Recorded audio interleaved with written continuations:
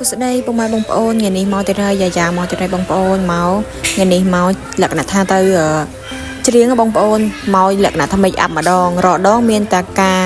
ធ្វើដំណើរអីចឹងទៅឬមួយក៏ធ្វើម្ហូបអញ្ចឹងថ្ងៃនេះមកលក្ខណៈ make up ពីដំណើរដើមតងដែរចេញតែច្រៀងត្រូវធ្វើអ្វីខ្លះអញ្ចឹងបងប្អូនឡើយយ៉ាផ្ដើមចានៅខ្ញុំគឺ make up ផ្ដើគឺថែមម្សៅផាត់ម្សៅតំណប់ម្សៅផាត់អញ្ចឹងបងប្អូនហើយនឹងខ្ញុំយកចិត្តរបៀបថា make up បែបស្រាលអត់សូវធ្ងន់ហ្មងនេះមកយើង make up បែបសាមញ្ញហ្មងលេបតាសៅតំណប់ម្សៅផាត់ color ថ្ពាល់អីតិចតួចគូអញ្ចើមដាក់ eyeliner ដាក់ហើយនឹងពុតរំភ្នែកតិចតួចដាក់រំភ្នែកតិចតួចក្រែមនឹងហើយបងខ្ញុំចូលចិត្តបែបផាត់មុខបែបសាមញ្ញហ្នឹងបងប្អូនរបៀបស្រាលសាមញ្ញទេគឺការ make up របស់ខ្ញុំគឺប៉ុណ្ណឹងទេទៅច្រៀងរដងគឺការផាត់មុខតែប៉ុណ្ណឹងមិនថាទៅច្រៀងមិនថាទៅកម្មវិធីឬមួយក៏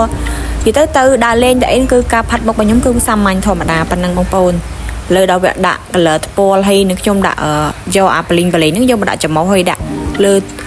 បំមាត់បន្តិចបងប្អូនដើម្បីវាមានភាពបលីងនៅលើមុខហើយនឹងខ្ញុំយក mascara យកមកសិតហើយបានគូសអញ្ចើមតិចបងប្អូន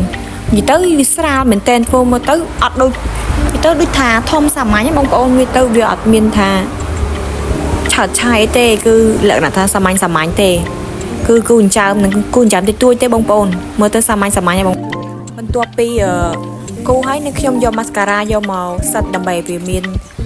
មើលទៅស្អាតបងប្អូនអត់មានជារៀបជួរអញ្ចឹងបងប្អូនបន្ទាប់ពីនេះហើយគឺដល់វគ្គដែលខ្ញុំលាបភ្នែកហើយភ្នែកក៏ខ្ញុំចូលចិត្តបែបស្រាលដែរចូលចិត្តយកពណ៌រៀងកាឈូក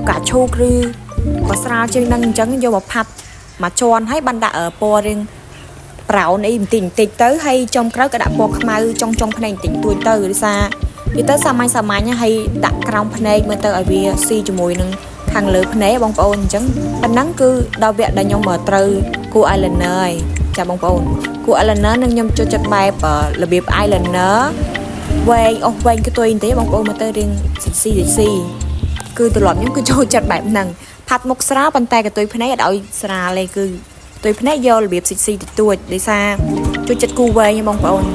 អាហ្នឹងចំណងចិត្តរបស់ខ្ញុំអញ្ចឹងគូមើលពីព្រះអង្គអញ្ចឹងដើម្បី